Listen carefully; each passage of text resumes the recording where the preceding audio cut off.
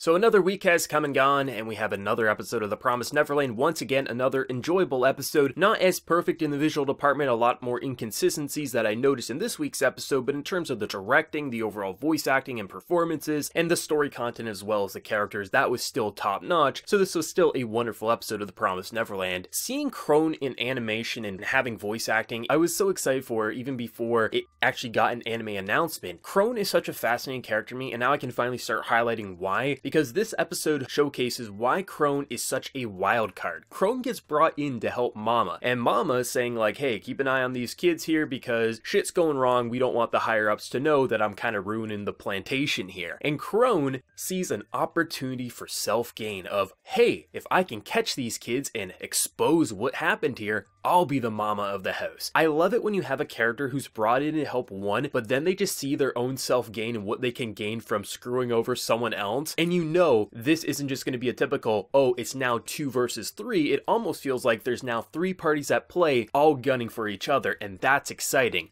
Not to mention, when you see just how crazy she actually is, especially when she's talking to the doll, you can tell she has a few screws loose in her head as well. She's in it for her own self-gain. You can't tell me that's not an exciting character motivation right there. Not to mention, when she was playing tag with those kids to just highlight, I can beat you and I can kick your ass, no one can disagree that her voice acting performance is amazing. I always had this one voice inside my head when I read the manga of what Krone would sound like, and when I heard the voice acting last week, it's not what I was anticipating. But this episode showcases why this is the perfect casting choice for Sister Krone. Krone has this adorable and lovable voice that almost feels like a big sister, someone who's very lovable, similar to Mom and how she kind of talks to the kids. But man, she is a psycho when it counts, and that's the voice I was worried about. And just seeing how psychotic she can be, especially with some of the almost jump scares she pulls at the end of the episode, especially towards Emma when she basically says, hey, if you saw the harvest, just let me know, I'm on your side. She has the exact same way of fluctuating her voice from being adorable to lovable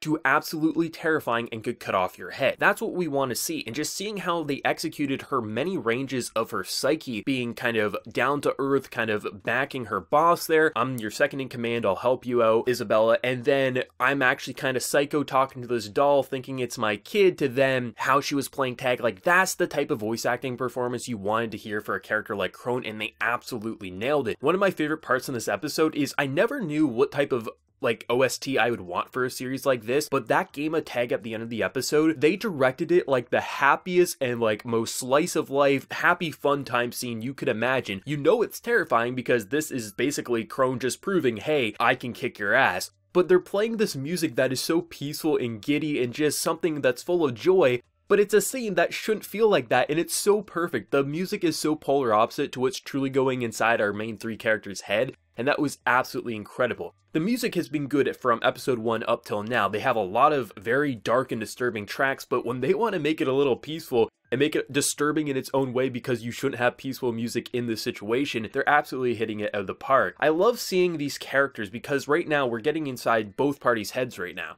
We're seeing how Mama is feeling. She doesn't want everyone to know that, hey, you know, some of my kids, they figured out the harvest was a thing. She wants to just keep them safe, keep them indoors until she can ship them out, and then no one will know that she messed up. I love how you have that conversation going on with Krone, and then Krone kind of playing her own kind of battlefield inside her head, seeing like, man, I can sell out this girl and I can be top dog in this place. But then you have the characters trying to figure out where the tracking devices is. And since they have a new kid in their facility, they can easily notice where a mark would be, and seeing it's behind the ear and it quickly goes away. It's interesting seeing how certain kids are starting to recognize that, hey, something's amiss here, something's not right. And you can see some of them wanting to talk to Emma because clearly Emma's not being the same cheerful girl she always was. And at the end of the episode, it gets revealed that Mama has to have a double agent here. Someone's a spy. And I remember when I first read this in the manga, it was such a fun guessing game trying to figure out who's betraying who, because up till that point, the manga was consistently showing you whatever you thought was going to happen never truly would. And that was fun, especially when you get these guessing games. It's amazing. I love these types of moments, and it's really going to be fun watching anime originals and just seeing how the anime is going to explore this traitor kind of sub mini story here and where it's going to go. I did mention at the start of the video that there was a lot more inconsistencies with the visuals. There's a lot more wider shots, and they're pulling out a lot more than what we see in episodes 1 and 2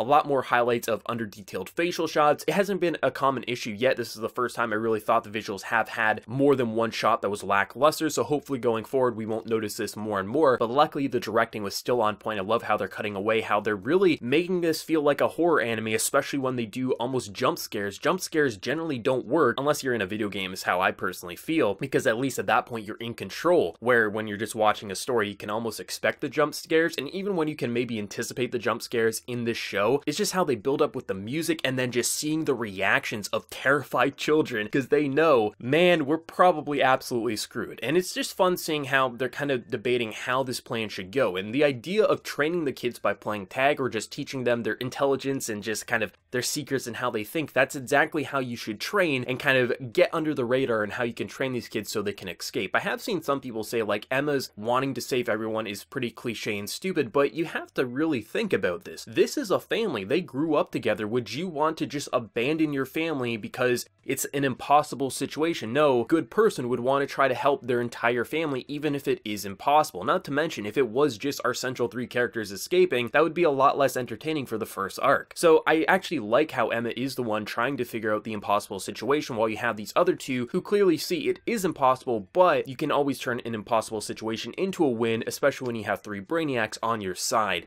It's absolutely thrilling how this show, even though I know the overall progression that it's going, just seeing these moments that I remember truly shocked me in the manga come to life and be even more almost terrifying because of the great use of music. The voice acting is absolutely killing it. Sister Krone is just everything that I was hoping for. Ray, Emma, Norman, Mama, like everything here has been so spot on. Even the child voice actors are really performing, and you feel like, yeah, these actually feel like kids. They're not overly anime or gimmicky. It's absolutely perfect. The visual directing has been on point here. I absolutely love how they're just kind of incorporating this horror and kind of thriller element into an almost peaceful scenery, and how you're seeing these demons and just seeing like there's so much at play here. You got these plantations. I mentioned that there's multiple, like what's going on the outside world. That's when you know a series like this is going to be good past just a one arc kind of design story, because you're seeing that there's a lot of complex kind of pieces at play here outside of these walls, inside these walls, and you have everyone almost in it for themselves. And who can you trust? That's always a fun mechanic. Let me know whatever you thought of episode 3 of The Promised Neverland. Did you love it? Did you hate it? Your favorite moment? Let me know whatever you're feeling, and be sure to like the video if you did enjoy, and also hit that subscribe button if you're new to the channel. But until next time, everyone, please take care and have a good one.